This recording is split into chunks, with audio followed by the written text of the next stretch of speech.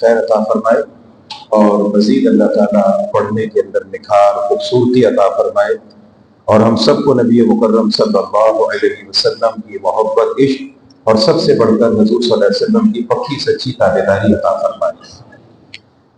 ترتیب بار درس کا سلسلہ ہے سورۃ البقرہ، پہلا پارہ اور پہلے پارے کا 10واں رکوع ہے اور سورۃ البقرہ کی یہ آیت نمبر 83 ہے، جس میں اللہ تبارک و تعالیٰ تذکرہ فرماتے ہیں ان چند چیزوں کا جو اللہ نے تورات میں، انجیل میں، زبور میں گزشتہ قوموں سے وعدہ کیا اور اسی وعدے کو اللہ تبارک و تعالیٰ قرآن کے اندر دہراتا ہے۔ کون کون سے کام کرنے کے تھے جن کے بارے میں اللہ کریم نے پچھلی تمام قوموں کو حکم دیا، ان تمام قوموں کے سامنے وہ بات رہی۔ عبادت اللہ کی وحدانیت، تمام تر مذاہب کا، تمام کے تمام نبیوں کی دعوت و تبلیغ کا سب سے بڑا بنیادی نقطہ اور سب سے بڑی بنیادی تعلیم کیا کی؟ اللہ کی وحدانیت۔ اللہ کی توحید کے بغیر کوئی عقیدہ سمجھ میں نہیں آ سکتا۔ سب سے پہلا بنیادی عقیدہ عقیدہ توحید ہے، اور قرآن کریم میں خود اللہ کہتا ہے کہ جن کے دلوں میں شرک کے جراثیم پائے جاتے ہیں، ہر انسان اپنا ٹیسٹ خود کر کے دیکھ لے، کسی لیبارٹری میں جانے کی ضرورت نہیں۔ اللہ قرآن کے اندر کہتا ہے جس کے دل میں شرک کے جراثیم پائے جاتے ہیں، اس کے سامنے جب اللہ کی اکیلے پن کو اور اللہ کی وحدانیت کو ذکر کیا جائے تو دل تنگ ہونے لگتا ہے، دل میں تنگی آنے لگتی ہے۔ جب اللہ کی وحدانیت کو ذکر کیا جائے تو تمام کام کرنے والی اللہ کی ذات ہے، تمام دعائیں سننے والی اللہ کی ذات ہے، تمام منتیں مرادیں پوری کرنے والی اللہ کی ذات ہے، گنج بخش بھی اللہ کی ذات ہے، ذات رنج بخش بھی اللہ کی ذات ہے، رات اور دن کا مالک بھی اللہ ہے، اپنے بندوں کو نبی بنانے والی بھی اللہ کی ذات ہے، پیدا کرنا، مارنا، خوشی، غم، راحت، اولاد دینا نہ دینا، ان تمام چیزوں کا اختیار اللہ کے ہاتھ میں ہے۔ سب سے پہلی بات تو یہ کہ اس عقیدے کو جمایا گیا تورات، انجیل، زبور، قرآن، یہ سب کا خلاصہ ہے۔ نمبر 2، اس وحدانیت و توحید الہی کے بعد سب سے پہلے اس کائنات پر نظر دوڑانے کے بعد اللہ کی بات کو مانا تو اللہ کی ذات کے ساتھ نبیوں کی بات ماننا آٹومیٹک اس کے اندر آ گیا۔ آپ نے جب کسی سے کہا نا کہ میرے پاس 1000 روپے ہے، 1000، تو اب آپ کو کہنے کی ضرورت نہیں کہ میرے پاس 500 بھی ہے، 600 بھی ہے، 700 بھی ہے۔ 1000 کا لفظ جب آپ نے بولا تو تمام گنتی اس میں آ گئی۔ جب آ گیا کہ اللہ کی عبادت کرو تو اللہ کی ساری باتیں اس کے اندر آ گئی، اللہ کی ساری اطاعتیں اس کے اندر آ گئی، اور اللہ کی اطاعت پوشیدہ ہے نبی کی اطاعت کے اندر۔ ذکر ہو تب نہ ہو تب اللہ کی جہاں پہ اطاعت کا ذکر آ جائے، نبی کی اطاعت خود بخود آ جائے گی۔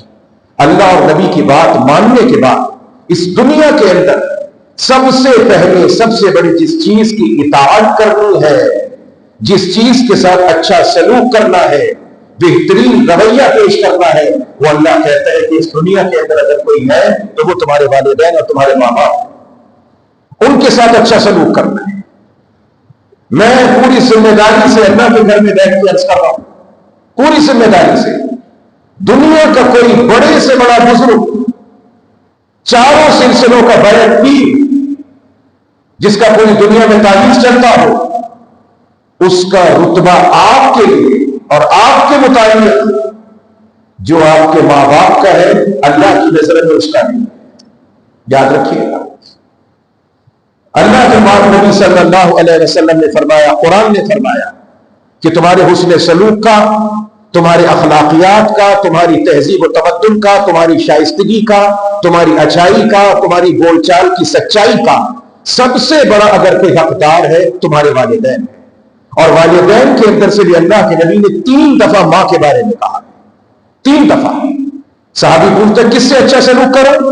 فرمایا اپنی والدہ کے ساتھ، پھر والدہ کا نام، پھر والدہ کا نام۔ علماء نے لکھا کہ اس کی 3 وجوہات ہیں۔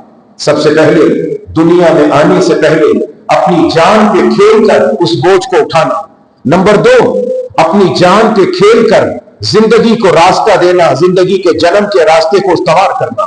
نمبر 3، اپنی زندگی کو مصیبت میں جوخم میں ڈال کر اس کی پرورش کرنا، یہ 3 احسانات اس ماں کے تھے، اس لیے اللہ کے نبی نے 3 مرتبہ یہ جملہ ارشاد فرمایا۔ اللہ کی عبادت کے بعد دوسرے نمبر پہ سب سے بڑی چیز والدین کے ساتھ حسن سلوک ہے، اور اس کے بعد قریبی رشتہ داروں کے ساتھ، یتیموں کے ساتھ، مسکینوں کے ساتھ۔ آپ کے ہاتھ میں طاقت ہے، کسی غریب کو، مسکین کو، یتیم کو یہ دیکھ کر دھتکارو مت کہ یہ چھوٹا ہے۔ اللہ کے پاک نبی علیہ السلام نے فرمایا میری امت کا سب سے بہترین گھر کون سا ہے؟ یقیناً عبادت، ریاضت، تہجد، اشراق، ذکر، یہ تمام چیزیں بہت بڑی عبادت، بڑی عبادت، بڑے اونچے درجے کی عبادت، بڑے اونچے درجے کے اعمال۔ مگر میں نہیں کہتا، اللہ کے پاک نبی کہتے صلی اللہ علیہ وسلم میری امت کا سب سے بہترین گھر وہ ہے، میری امت کا سب سے بہترین گھر وہ ہے جس کی چھت کے نیچے کسی یتیم کو شفقت کے ساتھ پالا جاتا ہے۔ یہ میری امت کا سب سے بہترین گھر ہے، چاہے وہ کسی بہت بڑی سوسائٹی کے اندر نہ ہو، 2-4 کنار کا نہ ہو، اس کے اندر بہت بڑے بڑے قسم کے پتھر اور ٹائل نہ لگے ہوئے ہوں، مگر اس گھر کی چھت کے نیچے کسی یتیم کو، بچے یا بچی کو عزت کے ساتھ اگر پالا جاتا ہے، اللہ کے پاک نبی علیہ السلام فرماتے ہیں یہ میری امت کا سب سے بہترین گھر قرار پاتا ہے۔ ایک صحابی کہتے ہیں اللہ کے نبی کیا کروں؟ میرے دل کے اندر سختی ہے، دل میں سختی ہے، نرمی نہیں آتی، رقت نہیں پیدا ہوتی۔ میرے دوستوں اور بزرگوں، دل میں نرمی کا آنا، رقت کا آنا، یہ خدا کی خاص نعمت ہے، یہ اللہ کا انعام ہے جو پروردگار ہر کسی کو نہیں دیتا، اپنے خاص بندوں کو عطا کرتا ہے۔ یہ دل کی نرمی، رقت قلب، یحییٰ علیہ الصلوۃ والسلام اللہ کے نبی، ان کے ابا جان زکریا علیہ السلام، سورۃ آل عمران اس میں تذکرہ، سورہ مریم اس میں تذکرہ۔ زکریا علیہ السلام بی بی مریم کے سگے خالو، مسجد اقصی کے سب سے بڑے امام، ہیڈ امام تھے۔ تفصیلات کا وقت نہیں ہے، پھر وقت دور چلا جائے گا۔ مریم کی ماں نے منت مانی کہ اللہ تو مجھے اولاد دے، میں اس اولاد کو تیرے گھر کی خدمت کے لیے مقرر کروں گی۔ یہ قرآن کی بات ہے، اللہ کی شان کہ مریم کی اماں جن کا نام تھا حنا، ابا کا نام تھا عمران، مریم پیدا ہوئی۔ مریم کی اماں پریشان ہو گئی کہ پروردگار یہ تو بیٹی ہے، یہ بیٹی تیرے گھر کی خدمت کیسے کرے گی؟ مگر بہرحال اللہ سے وعدہ تو کر چکی تھی۔ ہر انسان، جتنے لوگ موجود تھے، سب کو پتا تھا یہ بچی بڑی مقدس، بڑی محترم، بڑی عزت و آبرو والی بچی ہے، ہم اس کی پرورش کریں گے۔ مگر مریم کے اماں ابا بھی چاہتے تھے کہ زکریا علیہ السلام سگے خالو ہیں، یہ پرورش کریں۔ قرآن کہتا ہے کہ مریم کی پرورش کے لیے طریقہ کار قرآن دازی کا آیا، اور قرآن دازی بھی کیسی؟ وَمَا كُنْتَ لَدَيْهِمْ إِذْ يُلْقُونَ أَقْلَامَهُمْ أَيُّهُمْ يَكْفُلُ مریم۔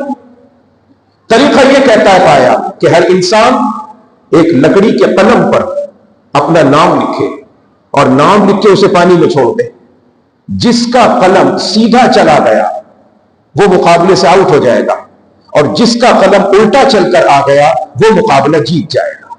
سب نے اپنا نام لکھا، اور قرآن کہتا ہے قلم دے چھوڑ دیا پانی کے اندر، سب کا قلم سیدھا چلا گیا، اور جناب زکریا علیہ السلام کا قلم الٹی سمت میں واپس آ گیا، اور یوں زکریا علیہ السلام نے مریم کی کفالت کی ذمہ داری اٹھا لی۔ مسجد اقصی کے اندر ایک حجرہ مریم کے لیے وقف کر دیا۔ اب مریم لڑکی ہے، اور لڑکا ہو یا لڑکی، جو نگران ہے اس کی ذمہ داری ہے تمام چیزوں پر نظر رکھنا۔ زکریا علیہ السلام آتے ہیں، دیکھتے ہیں، مریم کو کھانا پانی دیتے ہیں، مگر ایک دن اتفاق یہ ہے کہ دن سردی کے ہیں، اور زکریا علیہ السلام جب کمرے میں مریم کے پاس آئے تو سردی کے دنوں میں گرمیوں کے پھل رکھے ہوئے تھے۔ زکریا علیہ السلام دیکھ کے پریشان ہو گئے کہ لڑکی ہے، یہ کہاں سے پھل آ گئے؟ بات تھی بہت سادی، مگر بعض اوقات سادی بات جو ہے نا، یہ بھی بہت بڑا اثر کر جاتی ہے۔ اب زکریا علیہ السلام اللہ کے نبی، مریم ایک بچی 12-13 برس کی، مریم یہ کہاں سے آئے؟ یہ کون دے کے گیا؟ مریم نے ڈرتے ڈرتے کہا خالو جان یہ تو مجھے اللہ نے دیے، اور واللہ یرزق من یشاء بغیر حساب، میرا اللہ جس کو چاہتا ہے حساب کتاب کے بغیر ہی دے دیتا ہے۔ بات تھی بہت سادی، مگر زکریا کے دل پہ اثر کر گئی۔ 120 साल की उम्र है जनाब ज़करिया अलैहिस्सलाम की, 120 साल। कमरे से बाहर आए मस्जिद अक्सा के अंदर, और मस्जिद अक्सा का दरवाजा पकड़ के अर्ज की कि मेरे मौला परवरदिगार बारे इलाहा, इस बंद कमरे में तूने बच्ची को मौसम के बगैर फल दिया है। मेरी जिंदगी के अंदर भी औलाद के फल का मौसम तो खत्म हो चुका है, मगर तू अता कर दे तो क्या करम की बात है। पता नहीं कौन सा वक्त होता है जो कबूलियत का होता है। इधर ज़करिया ने दुआ की, वो खुद परेशान हो गया, हालांकि नबी है, और उधर एक लम्हे के बगैर अल्लाह की बारगाह से जवाब आता है, ज़करिया तूने जो मांगा मैंने अता कर दिया, मैंने तुझे अता कर दिया। अब ज़करिया अलैहिस्सलाम एक इंसान होने के नाते से थोड़े से परेशान हो गए। मायूस कभी नहीं होना चाहिए, कुछ नहीं पता परवरदिगार कब अता करता है। हम कहते हैं दुआ करते करते दुआ कबूल ही नहीं होती, क्या करें? नहीं नहीं नहीं नहीं, दुआ तो कबूल होती है। आप घर में गए, बच्चा है वो रो रहा था, आपने पूछा अपने घर की खवातीन से ये बच्चा क्यों रो रहा है? जोर जोर से रो रहा था, तो आपको किसी घर की खातून ने बताया कि भाई ये रो रहा है इसलिए ये छुरी मांग रहा है, हमने छुरी नहीं दी। अब मोहब्बत का क्या तकाजा है कि आप क्या कहेंगे? नहीं नहीं, इसे रुलवाओ मत, इसे छुरी दे दो। ना ना ना ना, ये रोता है तो रोता रहे, एड़ियां रगड़ता है तो रगड़ता रहे, आंसू बहाता है तो बहाता रहे, इसे छुरी की चमक तो नजर आ रही है, उसकी काट नजर नहीं आ रही। हम भी अपने अल्लाह से रो रो के मांगते हैं, एड़ियां रगड़ते हैं, आंसू बहाते हैं, मगर परवरदिगार जानता है इसे चमक नजर आ रही है, इसे काट नजर नहीं आ रही। उस वक्त अता करूंगा जब इसके मुनासिब हाल होगा। और दुआओं के रद्द होने पर अल्लाह के नबी अलैहिस्सलाम फरमाते, जब इंसान की दुआ रद्द हो जाए फिर मांगता जाए, फिर मांगता जाए। ये दुआ के रद्द होने पर जो अल्लाह करीम उसे आखिरत में अता करेगा ना, वो चाहेगा कि ऐ काश मुझे दुनिया में कैंची और छुरी से काटा जाता, मैं सब्र करता, दुआ करता, और मेरी कोई दुआ कबूल ना होती, मुझे सब का सिला अल्लाह आखिरत में अता कर देता। 120 साल की उम्र, ज़करिया अलैहिस्सलाम, अल्लाह बगैर मौसम के मुझे औलाद का फल अता कर दे। अल्लाह ने कहा दे दिया। अल्लाह हो गया? हाँ हो गया। मौला करीम, मैं इतनी उम्र का हूं, अहलिया भी इतनी उम्र की है, मुझे पता कैसे चलेगा कि मैं अब एक बेटे का बाप बनने वाला हूं? अच्छा ज़करिया, दुनिया के दस्तूर कुछ और हैं, कहीं पे कुछ होता है, कहीं पे कुछ होता है, कहीं पे कुछ होता है। तो मैं बताऊं मेरी कुदरत का नमूना क्या है? ज़करिया, जब जबान होने के बावजूद तू बोल ना सके, तेरी जबान से बोलने की ताकत खत्म हो जाए, फ़अशारत इलैहि, और तू इशारों से कलाम करना शुरू कर दे, समझने खुदा ने करम कर दिया। अल्लाह की शान। ज़करिया अलैहिस्सलाम सामने आए, लोगों को बताया अल्लाह का जिक्र करो, जैसे इशारों की जबान होती है। और उसके बाद अल्लाह कहते हैं ज़करिया तुझे एक बेटा अता करूंगा, एक ऐसा बेटा अता करूंगा, सय्यदन व हसूरा, कौम का सरदार होगा, गुनाहों से बेजार होगा। इतनी मन्नतें मुरादों के बच्चे बड़े लाडले होते हैं, नखरीले होते हैं, मां बाप को तंग करते, परेशान करते हैं, मगर ज़करिया मैं तुझसे वादा करता हूं कि इस बुढ़ापे के अंदर इतनी मन्नतों मुरादों के बाद भी जो तुझे बेटा दूंगा ना, मां बाप का फर्मा बरदार अता करूंगा, कौम का सरदार होगा, मां बाप का फर्मा बरदार होगा, गुनाहों से बेजार होगा। और बताऊं ज़करिया तुझे मैं ऐसा बच्चा दूंगा कि उससे पहले लम नजअल मिन क़ब्लु समिया, उस बच्चे के नाम जैसा नाम भी किसी का नहीं होगा। ऐसा अनोखा नाम देके तेरे बच्चे को पैदा करूंगा मैं, जैसे नबी अलैहिस्सलाम का नाम है अनोखा, मोहम्मद सल्लल्लाहु अलैहि वसल्लम, ऐसे यहया नाम अनोखा नाम था, अनोखा नाम था।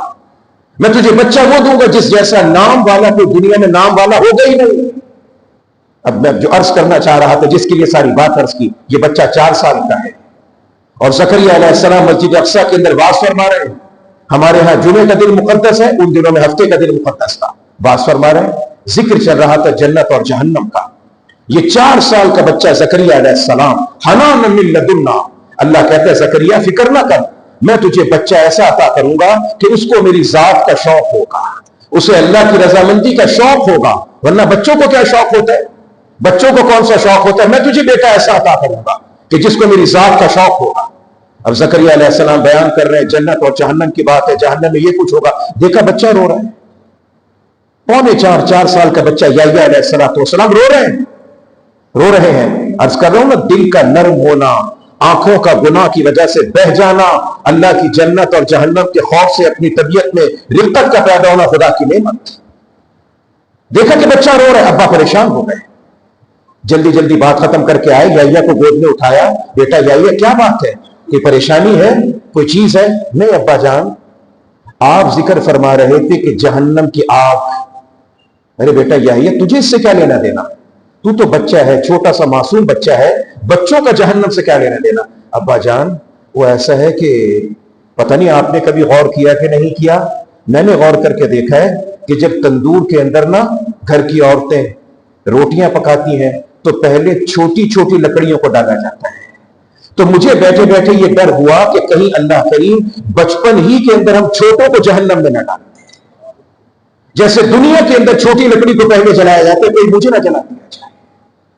اس وقت سے یہ اللہ کہتے ہیں میں نے ایسا بیٹا تجھے عطا کیا زکریا، حنان من لدن اللہ، جو میری بارگاہ کے اندر شوق رکھنے والا ہے۔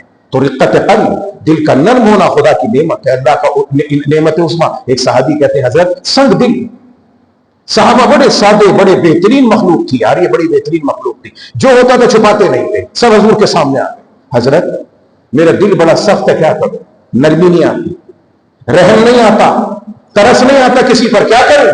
اچھا اب یہ سوال تو بڑا سخت تھا، حضور نے جواب سخت نہیں دیا، فرمایا ادھر آؤ، ایسا کرو کہ کہیں پہ دیکھو کوئی یتیم بچہ یا بچی ہونا، محبت کے ساتھ اس کے سر پہ ہاتھ رکھا کرو، تمہارے ہاتھ کے نیچے جتنے بال آئیں گے اتنی نیکیاں اللہ عطا کرے گا، اور تیرے دل کو خدا نرمی عطا کر دے گا، تجھے اللہ رفقت قلب کی دولت سے سرفراز کر دے گا۔ تو اللہ کہتا ہے کہ ماں باپ کے ساتھ اس نے سلوک کرنا ہے۔ ہم گر رہے ہوتے ہیں، کس سے بیعت کروں؟ فلاں جگہ سے بیعت کروں، فلاں جگہ سے میں نے بیعت کر لی، 4 سلسلوں کی بیعت ہے، 5 سلسلوں کی بیعت ہے، فلاں دن میں حضرت کی مجلس ہو رہی ہے، فلاں دن میں حضرت کی محفل ہو رہی ہے، ماں باپ کو پوچھتے نہیں۔ دنیا کے سارے پیر سب اکٹھے ہو جائیں، پوری ذمہ داری سے کہہ رہا ہوں، اللہ کے پاک نبی علیہ السلام کی کوئی حدیث کسی کے بارے میں نہیں، وہ باپ دیندار ہے کہ دنیا دار ہے، نماز پڑھتا ہے کہ نہیں پڑھتا، اس سے بحث نہیں، بس اللہ کے پاک نبی نے کہا کہ ایسے کر کے محبت کی ایک نظر ڈال دی بڈھے بڑھیا پہ، اللہ تمہیں مقبول حج کا ثواب عطا کر دے، مقبول حج کا ثواب عطا کر دے گا۔ تو ماں باپ کے اس نے سلوک کے بعد پروردگار کہتے ہیں کہ اچھا سلوک کرو قریبی رشتہ داروں کے ساتھ، یتیموں کے ساتھ، مسکینوں کے ساتھ، جو غریب ہیں مسکین ہیں ان کے ساتھ اچھا سلوک کرو۔ اللہ نے اگر ہاتھ اوپر والا کیا ہے دھتکارو مت، وَأَمَّا السَّائِلَ فَلَا تَنْهَرْ، سوال کرنے والے کو ڈانٹا نہ کرو، جھڑکا نہ کرو، ڈانٹا مت کرو، جھڑکا مت کرو، محبت کے ساتھ جواب دے دیا کرو، محبت کے ساتھ جواب دے دیا کرو، پیار کے ساتھ جواب دے دیا کرو، جھڑکا مت کرو، ڈانٹا مت کرو۔ میں نے شاید پہلے بھی آپ کو عرض کیا، مفتی تقی عثمانی صاحب اللہ ان کو سلامت رکھے، شیخ الاسلام، اور اس وقت پورے پاکستان میں، پورے بر صغیر میں، عالم اسلام میں ان کی مثال موجود ہے، اللہ ان کی زندگی میں برکت عطا فرمائے۔ ہم لوگوں کو قدر نہیں ہے، ہم اپنے بڑوں کی قدردانی نہیں کیا کرتے، ان جیسا انسان صدیوں میں پیدا ہوتا ہے، صدیوں کے اندر، صدیوں کے بعد پیدا ہوتا ہے۔ حضرت نے اپنے بچپن کا واقعہ لکھا، فرماتے کہ میں مدرسے سے پڑھ کے فارغ ہوا، نیا نیا علم کا جوش تھا، اور کہتے میرے ابا جان مفتی شفیع صاحب رحمت اللہ علیہ، جو مفتی اعظم پاکستان، معرف القرآن کی 8 جلدوں کے مفسر، دارالعلوم دیوبند کے اندر جن کے ہاتھ سے 1.25 لاکھ فتوے نکل چکے تھے، علم کا جوش تھا مجھے، کہنے لگے کہ ہم چلے، پرانی سی گاڑی ابا نے پیسے جمع کر کے لی تھی، ہم سب اس میں بیٹھے ہوئے تھے اور جا رہے تھے، تو ایک اشارے پر بتی لال ہوئی، گاڑی رک گئی، تو کہنے لگے کہ ایک آدمی مانگتا ہوا آیا اور آ کے کہنے لگا دے دو اللہ کے نام پہ۔ تو مفتی تقی عثمانی صاحب کہتے ہیں کہ ابا کی ایک عادت تھی، ایک کپڑے کی تھیلی اپنے پاس رکھتے تھے اور روزانہ اس میں کچھ نہ کچھ صدقے کی چیز جمع کرتے تھے، کچھ نہ کچھ روزانہ جمع کرتے تھے۔ یہ مولویوں کو سیکھنا چاہیے، اب تو مولویوں نے صدقے کے مانگنے کے لیے اتنے بڑے پلے پھیلا کے رکھے ہیں، دینے کا نام ہی کہیں نہیں دیکھا، نام ہی کہیں دینے کا نہیں دیکھا کرتے۔ یہ تھے وہ مولوی، کچھ بھی ہوتا تھا اس کے اندر صدقے کا روزانہ کچھ نہ کچھ ڈالا کرتے تھے۔ تو کہنے لگے وہ تھیلی ابا کے پاس تھی، گاڑی رکی اشارے پر، ایک بڑے میاں آ گئے اور وہ آ کر کہنے لگے دے دو کچھ، کہنے لگے ابا نے تھیلی میں ہاتھ ڈالا اور 2 سکے نکال کے دینے لگے۔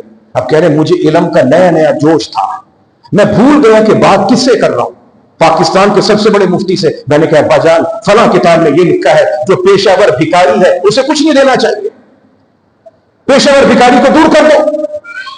کہنے لگے ابا جان نے میری بات سنی، جس کا جتنا ظرف ہے یارو اتنا وہ خاموش ہے۔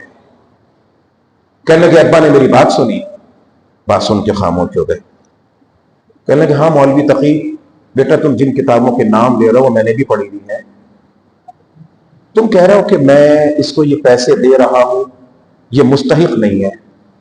یار محمد تقی، تم نے صبح سے شام تک کبھی ان نعمتوں پہ غور کیا جو اللہ ہم کو دیتا ہے، اور اس کے بدلے میں یہ دیکھا کہ ہم اللہ کو کیا دیتے ہیں؟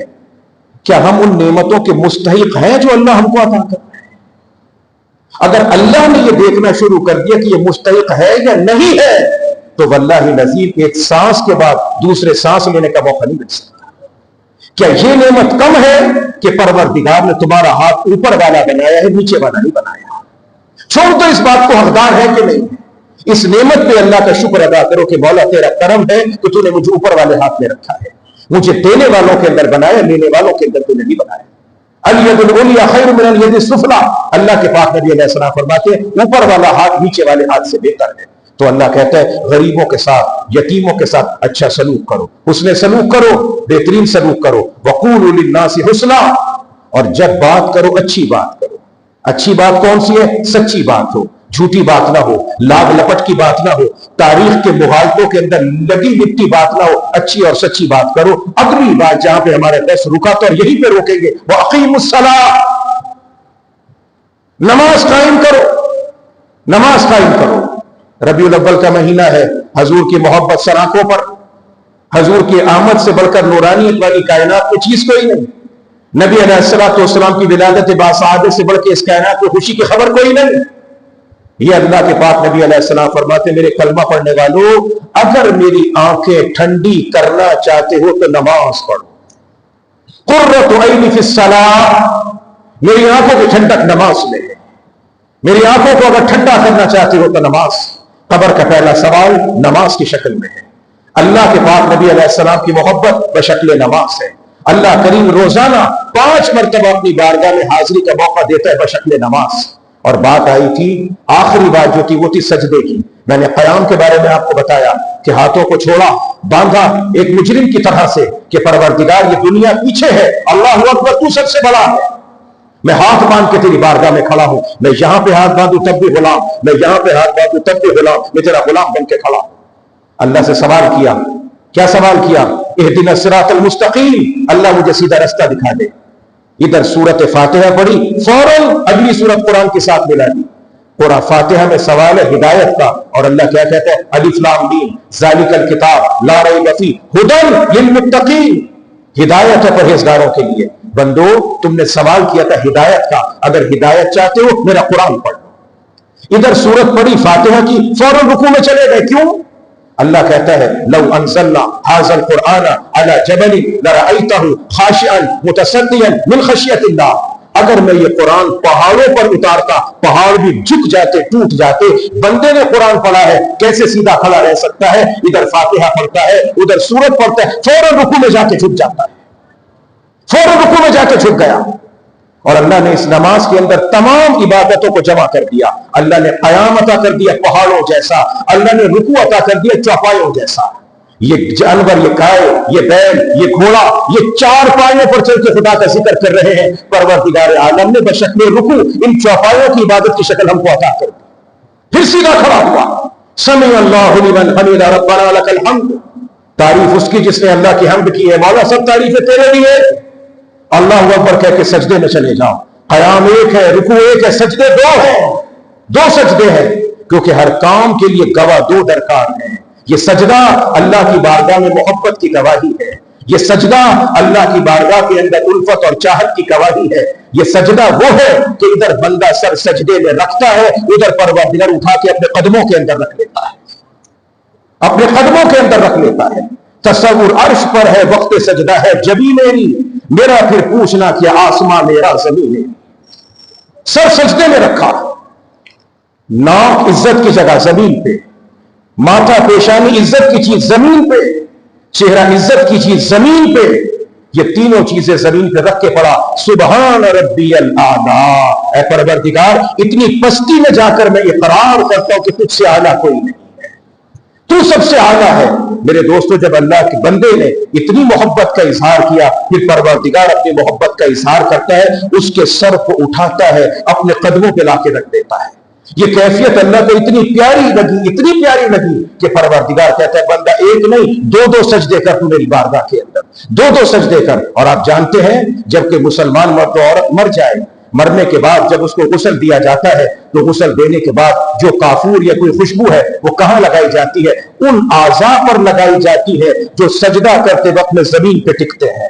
یاد رکھیے گا ہمیں تیجا پل 40واں تو یاد ہے، سنت باتیں یاد نہیں ہے۔ مرنے والا مرد ہو یا عورت مر جائے، مرنے سے بھاگنا کیسا، مرنے سے ڈرنا کیسا، یہ سوچ کے مرو الموت تحفۃ المومن، یہ موت تو مسلمان کا تحفہ ہے۔ بلال حبشی رضی اللہ تعالیٰ عنہ آخری دن ہے، چارپائی پر لیٹے ہیں بلال حبشی رضی اللہ تعالیٰ عنہ، حضور علیہ السلام کے صحابہ کی جماعت میں اونچے رتبے اور شان کے ہیں، صحابہ کرام ان کو دیکھ کے خوش ہوا کرتے تھے، ان کی عزت اور احترام کرتے تھے، ان کو عمر فاروق اپنا سردار کہہ کے بلایا کرتے تھے۔ جب وہ آتے تھے فاروق اعظم کھڑے ہو کے اپنی جگہ پہ ان کو بٹھایا کرتے تھے۔ بلال حبشی کی زندگی کی آخری رات ہے، رشتہ دار کھڑے ہوئے ہیں، پریشان ہیں کہ ابا کا، دادا کا، لالا کا انتقال ہو رہا ہے، نبی کا یہ چہیتا لاڈلا صحابی ہم سے رخصت ہو کے جا رہا ہے۔ مگر اس دن عجیب بات ہے، سب رو رہے ہیں اور بلال مسکرا رہے تھے، منہ کے اندر جو 2-4 دانت تھے وہ نظر آ رہے تھے۔ سب لوگوں کو دیکھا پریشان ہے، فرمایا تم ہوتے رہو پریشان، میں تو اس موت کا انتظار کر رہا ہوں، یہ رات کب کٹے گی؟ غدن نلقی محمدا، یہ رات ادھر کٹے گی اور کل میں اپنے سرکار کی بارگاہ میں چلا جاؤں گا، حضور سے ملاقات کرنے کی حاضری چاہتا ہوں، میں تو انتظار کر رہا ہوں۔ یہ چھٹے موت کا فرقہ جنید بغدادی کہتے رحمت اللہ تعالی، فرمایا الموت جسر یوصل الحبیب الی الحبیب، فرمایا یہ موت ایک پل ہے، اس پل پہ سے پار ہونے کے بعد ایک محبت کرنے والا اپنی محبت کرنے والے سے جا کر مل جاتا ہے۔ اللہ سب سے بڑی محبوب ذات ہے، اس محبوب ذات سے ملاقات کرتا ہے۔ تو موت کا نام گالی نہیں ہے، موت کی تیاری کرنی چاہیے، موت کی تیاری رکھنی چاہیے۔ تو جب کوئی مسلمان مرد و عورت مرتا ہے، غسل دیتے ہیں، تو غسل دینے کے بعد یاد رکھیے گا کافور یا کوئی خوشبو ہے وہ کہاں لگائی جاتی ہے؟ بدن کے ان حصوں پر جو سجدہ کرتے وقت زمین پہ لگتے ہیں۔ یہ پیشانی ہے، یہ ناک ہے، یہ دونوں ہاتھ ہیں، یہ دونوں گھٹنے ہیں، یہ دونوں پیر ہیں، یہ چیزیں ہیں جو زمین پر کہاں لگتی ہیں؟ سجدے کے وقت میں لگتی ہیں۔ ان کو خوشبو سے معطر کیا جاتا ہے کہ پروردگار ہم کچھ نہیں کر سکتے، تیرے پاک نبی کے طریقے کے مطابق وہ اعضاء جو سجدہ کرتے وقت تیری بارگاہ میں جھکا کرتے تھے، انہیں خوشبو سے معطر کر کے تیری بارگاہ میں پیش کر رہے تھے۔ یہ بندہ تیرے سوا کسی اور سے مانگنے والا نہیں تھا۔ اور یار میرے دوستوں بس بات ختم کرتا ہوں، یہ سجدہ اللہ کریم نے عطا کیا فرض نمازوں کا، اس کے بعد پروردگار نے ایک بہت بڑی نعمت بشکل تہجد عطا کر دی، پرائیویٹ ٹائم دے دیا ملاقات کا، خاص ٹائم دے دیا۔ یہ تو عام ٹائم ہے نا مسجدوں کا، اللہ نے تہجد کے وقت میں ایک پرائیویٹ ٹائم دیا، آؤ مجھ سے مل لو، تم آؤ میرے سے ملاقات کرو، خاص وقت ہے۔ اس وقت میری بارگاہ سے بہت خاص قسم کا لیٹر جاری ہوتا ہے، بڑا اہم ترین سرکولر جاری ہوتا ہے، میں 7 آسمان سے ہٹ کے پہلے آسمان پہ آ جاتا ہوں، جس کو آسمان دنیا کہتے ہیں۔ اور اس وقت میری بارگاہ سے ایک سرکولر جاری ہوتا ہے تم میں سے کوئی مصیبت زدہ مجھ سے مانگے تو صحیح، ہے کوئی پریشان مجھ سے مطالبہ کرے تو صحیح، ہے کوئی بیمار مجھ سے مانگے تو صحیح، آؤ میرے پاس تو آؤ تو میرے پاس۔ کبھی کسی وقت میں تہجد کے وقت میں نا سناٹے کا وقت ہو، اور علماء کرام نے لکھا کہ بہتر یہ ہے کہ اس وقت میں جب پرائیویٹ خدا سے ملاقات کریں تو پورے بھکاری بن کے جائیں، سر سے ٹوپی اتار لیں، گریبان کو چاک کر لیں، اور کوشش کریں کہ ننگے فرش پر نماز پڑھیں، سجدہ کریں تو ننگے فرش پہ کریں، جا نماز مصلی کوئی نہ ہو، بہتر ہو کہ ایسی جگہ پہ کریں جو مٹی والی جگہ ہو، اس لیے کہ میری اور آپ کی کیا حیثیت ہے؟ تہجد کے وقت میں کائنات کا امام، 1.25 لاکھ نبیوں کا امام صلی اللہ علیہ وسلم جب تہجد کا سجدہ کرتے تھے تو اما عائشہ کہتی ہیں مٹی گھر کی فرش کی کچی تھی، سرکار کے آنسوؤں سے وہ کیچڑ بن جایا کرتی تھی، اور وہ جبین اثر کے جس جبین روشن کا دنیا میں کوئی مثل و مثال نہیں، اس پہ آنسو اور مٹی کی کیچڑ کا گارا لگ جایا کرتا تھا جو غازہ بن کے چمکا کرتا تھا۔ تو کسی وقت میں کوشش کر کے بندہ جب پرائیویٹ خدا سے ملاقات کا وقت ہونا تو سجدہ جب کریں تو کبھی سجدہ محبت کریں، جب سجدے میں جائیں تو یہ نیت کریں کہ پروردگار یہ سجدہ نہ جنت کی طلب کا ہے نہ جہنم کے خوف کا ہے، بس یہ تیری محبت کا سجدہ ہے کہ تو کتنا کریم ہے کہ تو نے مجھے اپنی محبت عطا کر دی، تو کتنا عظیم ہے کہ تو نے مجھے اپنا بندہ بنا دیا، تو کتنی شان والا ہے کہ تو ने मुझे अपनी बारगाह में झुकने की तौफीक अता कर दी। और बाज बुजुर्गों ने कहा कि सजदे दो क्यों होते हैं? दो सजदे इसलिए होते हैं कि एक सजदा इबादत का है और दूसरा सजदा शुक्राने का है कि मौला तेरा करम है कि तूने मेरी पेशानी अपने सामने झुकाने की तौफीक अता फरमाई। इसलिए मेरे दोस्तों, मेरे बुजुर्गों और मेरे भाइयों, ये रबीउल अव्वल की 10 तारीख है, बरकत वाली तारीख है। मस्जिद में बैठे हैं, दरस कुरान की मजलिस के अंदर बैठे हैं। मैं कोई आपसे ऐलान नहीं करवाता, कोई हाथ पैर खड़े नहीं करवाता, कोई नाम नहीं लिखवा रहा। बस अल्लाह के घर में बैठो और बैठ के वादा करो कि इंशाअल्लाह नमाज नहीं छोड़ोगे, इंशाअल्लाह नमाज नहीं छोड़ोगे। आप यकीन मानो, इसके साथ वफा करो, ये आपके साथ वफा करेगी। इसे मत छोड़ना, इसे मत छोड़ना। इसे दांतों के साथ पकड़ के रखना, इसे हाथों के साथ पकड़ के रखना, इसे मत छोड़ना। मेरे नौजवानों, खुदा तुम्हें सलामत रखे, अल्लाह तुम्हारी जिंदगी में खैर और बरकत अता करे। अपने बिस्तर को शैतान की गोद मत बनाओ, अपने बेड को शैतान का झूला मत बनाओ। शैतान तुम्हें आके मीठी लोरी सुनाता है, दिन छोटा हो गया है, अभी तो मैं आया था, अभी तो मैं बैठा था, इधर फजर होती है, उधर असर होती है, उधर मगरिब होती है। वो यार तुझे पता क्या है, मालूम कुछ नहीं है। आज तेरा नाम जिंदों की फहरिस्त में दर्ज है, क्या पता कल तेरा नाम मुर्दों की फहरिस्त में आ जाए। सबसे पहले ये तेरे पास आएगी। ये दुनिया के यार दोस्त, दस्तरखान बिछाओ, आधा लाहौर आपका दोस्त बन जाएगा। 4 यार 4 दोस्त है, हक 4 यार। हक 4 यार तो वो 4 सहाबा है और एक हक 4 यार मेरा और आपका है। अल्लाह के पाक नबी अलैहिस्सलाम फरमाते हैं, 2 मिनट के बाद मुकम्मल करता हूं, कब्र वाले कब्र में रख के चले आए। अजाब इधर से आया, कहां से? सर की तरफ से, सर की जानिब से अजाब आया। बड़ा साहिबान, बड़ी छतरी सर पे खड़ी हो गई। चलो तो भागो यहां से, खबरदार दो यहां से तुम आए। यार मुझे क्यों नहीं आने देते तुम? चलो चलो भागो। वजह क्या है? तुम हो कौन? मैं इसका कुरान, जो ये पढ़ा करता था, अपने दिमाग में महफूज करता था, जबान से पढ़ता था, आंख से देखता था। कैसे मुमकिन है कि जो जबान कुरान पढ़े, आंख कुरान देखे, दिमाग कुरान सोचे, वो कुरान को छूमे? कैसे मुमकिन कि वहां पे अज़ाब आ जाए? चलो पीछे हट जाओ।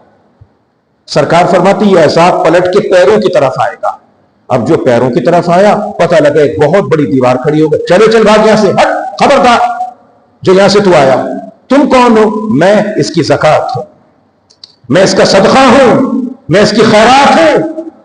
ये बड़ी गर्मी के अंदर अपने पैरों से चल के दुकान पे जाता था, मेहनत करता था, मजदूरी करता था। दिल कहता था कि क्या करेगा, देखे बड़ी मेहनत से तूने पैसे कमाए हैं, एक एक रुपया कमाना मुश्किल है, कारोबार में कंपटीशन बहुत ज्यादा है, छोड़ दफा कर। ये मस्जिद की पर्ची के 2000, 5000, 6000, 200, 300, 500 इतना पैसा कैसे जमा होता है? रोजाना रुपया इकट्ठा करना पड़ता है। 10 चीजें बेचते हो तो 100 रुपया इकट्ठा होता है। इकट्ठे जनाब मस्जिद के अंदर में जाकर 2000 दे दूं, 4000 दे दूं, 10,000 दे दूं, ख्याल आता था, मगर झटक दिया करता था। अपने पैरों से जाता था, मेहनत करता था, मजदूरी करता था। कैसे मुमकिन कि बेवफाई हो जाए? पैरों की तरफ से एक दीवार खड़ी हो जाएगी, कहेगी चलो हटो, मैं नहीं तुम्हें आने देती। सरकार फरमाती है अज़ाब पलटेगा, पलट के दाईं तरफ से आएगा, सीधे हाथ से आएगा। अब सीधे हाथ में जब आएगा, पता चलेगा ये शानदार किले की फसील खड़ी है, ऊंची दीवार, मजबूत चुनी हुई, जिसपे बम भी असर न कर सके।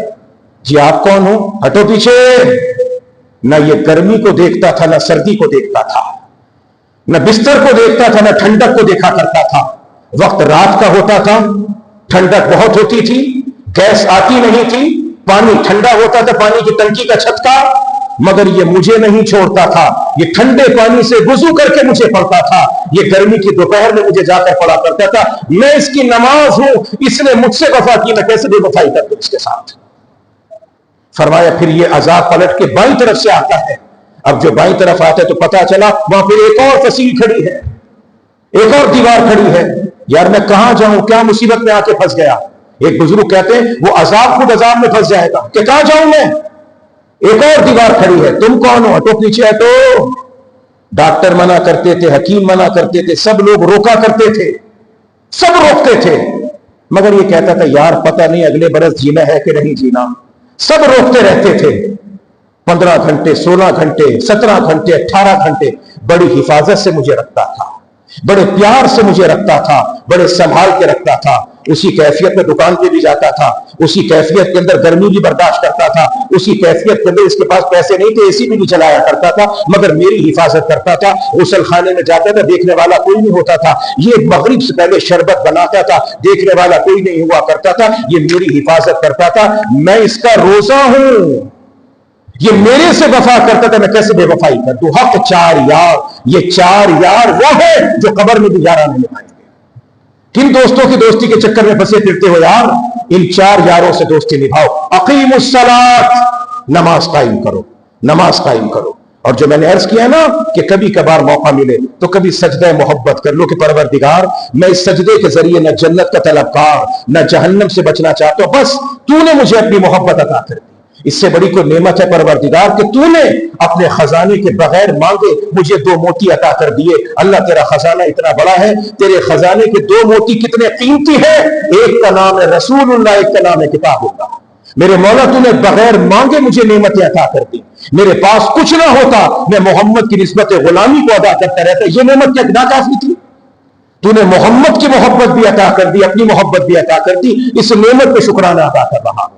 تو میرے دوستو، نماز سے جی مت چرانا، نماز سے جی مت چرانا، نماز کو کبھی مت چھوڑنا، اس کے ساتھ وفا کرنا، یہ وفا کرے گی آپ کے ساتھ، یہ دنیا کے اندر بھی وفا کرتی ہے، یہ رزق میں کشادگی لے کر آتی ہے، یہ قلب میں پاکیزگی لے کے آتی ہے، یہ چہرے پہ نورانیت لے کے آتی ہے، یہ آنکھوں میں چمک لے کر آتی ہے، یہ دل میں طہارت لے کر آتی ہے، یہ علم کے اندر باریکی اور پاکیزگی لے کر آتی ہے، یہ قلم کے اندر زور لے کر آتی ہے، یہ زبان کے اندر طہارت لے کر آتی ہے، یہ نماز کی پابندی رات کی بھی پرہیز پر رات کی بھی حفاظت کرتی ہے، دن کی بھی حفاظت کرتی ہے۔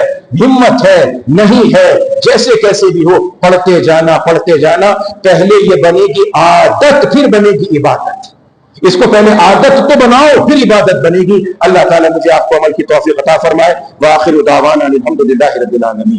تمام ساتھیوں سے درخواست ہے کہ ایک مرتبہ سورہ فاتحہ اور 3 دفعہ سورہ اخلاص پڑھیں۔ ہمارے بہت بڑے بزرگ اللہ کے ولی، ہزاروں علماء کے، ہزاروں مشائخ کے استاذ محترم حضرت مولانا عبدالرحیم چترالی صاحب رحمۃ اللہ تعالی علیہ، جن کا 2 روز پہلے جامع شریف میں انتقال ہوا، ان کے لیے دعا کریں کہ اللہ تعالیٰ ان کی مغفرت فرمائے۔ یہ 1 سال میں جامعہ شریف کے 2 بڑے اساتذہ کا سانحہ ارتحال ہے، مولانا کرم کشمیری صاحب، مولانا عبدالرحیم چترالی صاحب۔ یہ دونوں بڑے بڑے اور عظیم اساتذہ کرام تھے، بڑے بڑے اساتذہ اور علماء کے خاص شاگرد تھے اور بڑے اللہ کے ولی تھے۔ مولانا عبدالرحیم صاحب کو بہت بڑے ولی تھے، بہت بڑی گدی کے سجادہ نشین تھے۔ یہ انہوں نے تو اس کام کو آگے کیا نہیں، اگر یہ کرتے تو بڑے بڑوں کی گدیاں الٹ جاتی، بہت بڑی گدی کے سجادہ نشین تھے۔ ان کے تایا جان حاجی مستجاب صاحب، ان کے نام پہ آج بھی ماڈل ٹاؤن کی طرف جائیں تو باب مستجاب کے نام سے ایک مسجد ہے۔ مولانا عبدالغفور عباسی مدنی نقشبندی مجددی سلسلے کے بہت بڑے بزرگ تھے، ان کے خلفاء میں سے یہ تھے، اور بڑے بڑے لوگوں کے ساتھ ان کی مریدی کا تعلق تھا، مگر اس اللہ کے ولی نے ہمیشہ اپنے آپ کو چھپا کر رکھا۔ اللہ ان کی مغفرت کاملہ فرمائے۔ تو تمام ساتھی 1 دفعہ سورہ فاتحہ پڑھیں، 3 دفعہ سورہ اخلاص پڑھیں، اور اس کے بعد مولانا عبدالرحیم صاحب سمیت سارے مسلمانوں کو دعائے مغفرت کرتے ہیں۔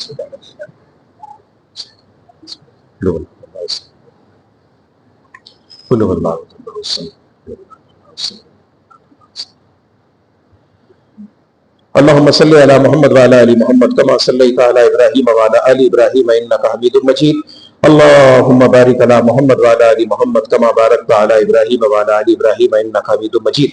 یا اللہ اس ماہ مبارک کی برکت سے، نبی علیہ الصلوۃ والسلام کی برکتوں سے، اے اللہ ہم سب کو نمازوں کی پابندی عطا فرما، اے اللہ اپنی نمازوں کا دھیان عطا فرما، اپنی نمازوں کا خیال عطا فرما، اے اللہ ہم کو ہماری نسلوں کو اپنی نمازوں کا دھیان عطا فرما، نمازوں کا خیال عطا فرما، نمازوں کی پابندی عطا فرما، نمازوں کی خیر و برکت عطا فرما، اے اللہ ہم سب کے لیے عافیت کے کرم کے مہربانی کے فیصلے فرما۔ ہمارے استاذ محترم مولانا عبدالرحیم صاحب سمیت جتنے مسلمان مرد و عورت اس دنیا سے رخصت ہوئے، میرے اللہ سب کی مغفرت فرما، سب کے درجات کو بلندی عطا فرما، سب کے لیے عافیت کے خیر کے فیصلے فرما۔ اے اللہ یہ تیری بارگاہ میں جتنے بندے اور بندیاں موجود ہیں، ان میں سے جو بیمار ہیں ان کو شفا عطا فرما، مقروضوں کو خلاصی عطا فرما، تنگ دستوں کو فراخی اور کشادگی عطا فرما۔ اے اللہ ہر وہ خیر و برکت جو نبی علیہ السلام نے مانگی عطا کیجیے گا، ہر وہ شر جس سے حضور نے پناہ چاہی ہم سب کی حفاظت فرما لیجیے گا۔ جب بھی نزا کا عالم طاری ہو، ہم سب کی زبان پہ جاری ہو لا الہ الا اللہ محمد رسول اللہ وبرحمتک یا ارحم الراحمین۔